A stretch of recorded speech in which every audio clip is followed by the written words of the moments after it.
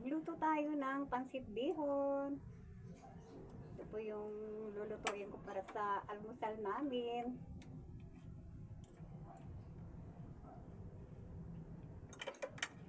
Ito guys, oh.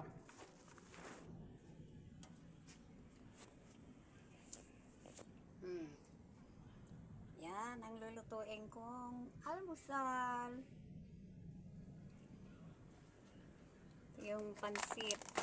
May natira pa kaming kanton dati. Ayan, kaya yan ang lulutuin ko ngayon, almusal. Ayan po yung, ito po yung, yung tenga ng daga.